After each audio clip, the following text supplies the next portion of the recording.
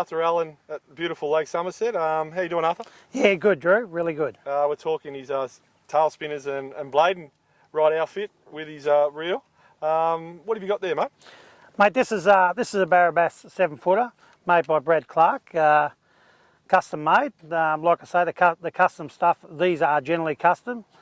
You'll get everything done to your satisfaction. You'll put your own name on them, any grip you want, any guide you want, any length you want. There's nothing he won't do, and he does it quickly, promptly, and I've never looked back since I started using these. So when you say custom, these rods are made specifically for your vibing technique, basically, or through your tail spinners. Tail spinners have been hugely popular in the last 12 months. You've had this made just for that technique? Yeah, I've had this made for me blades, and it'll do me tail spinners and stuff as well. This is it's an IP841, 7 foot long, sensitive as, but can cast an absolute mile.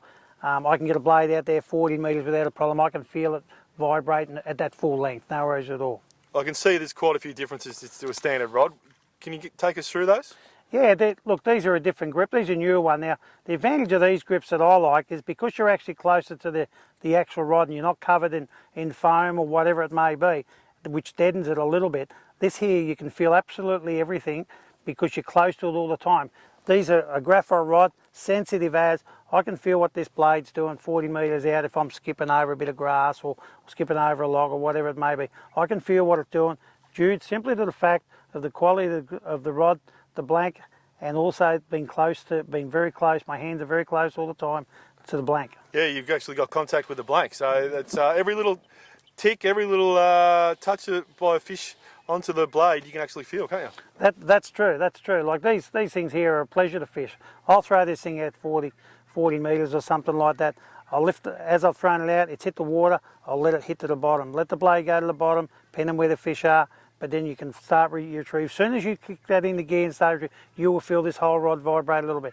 I can tell exactly, you don't need to see what it's doing all the time because you can feel it. You can feel every movement that you got. Another advantage of using a high quality rod is the weight. When you're fishing 7, 8, 10 hours a day or whatever it is in the water, your arm doesn't get as stressed and get as tired, does it? Look, at Bass Nations this year, I fished with all these Brad Clark's rods, and you're fishing 7-hour sessions we fished this year. There's 21 hours there. You do a pre-fish a day before. You might make a couple of thousand casts in them time, but you know, it doesn't matter. You don't come home fatigued, you don't come home sore because of the light weight. That's the advantage of having a custom rod built purposely for what you're doing. Okay, so let's go through your blading or your tail spinner technique. Talk us through the way you cast it out, what you're looking for on the sounder and sort of what you're doing. I'll look on the sand and I'll see that there's fish at 25 foot and they poke along the bottom and there's a little bit up in the column a little bit. I'll throw out to where they are. Throw it out to the full as far as I can to 40 metres. It's very important. Time in the water means more fish. Throw it way out there.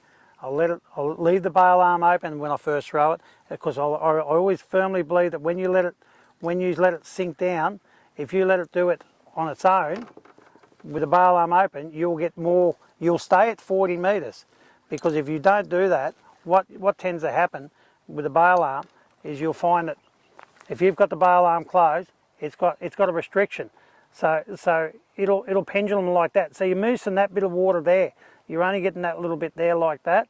So leave it open, let it go to the bottom, snap the bail arm over, give it a little crank first, get the thing vibrating a little bit, because if a fish has come down to have a look at it, he'll grab it straight away.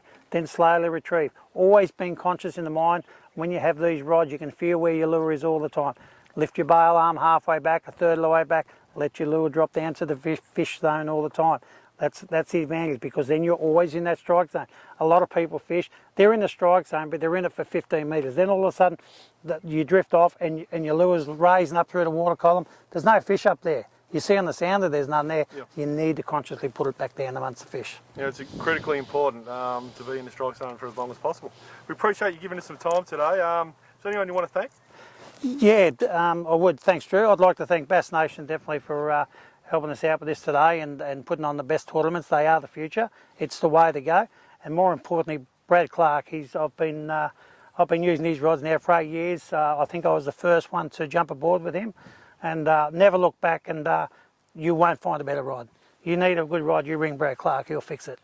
No worries. Thanks, Arthur. Good on you. Check us out at bassaustralia.com.au.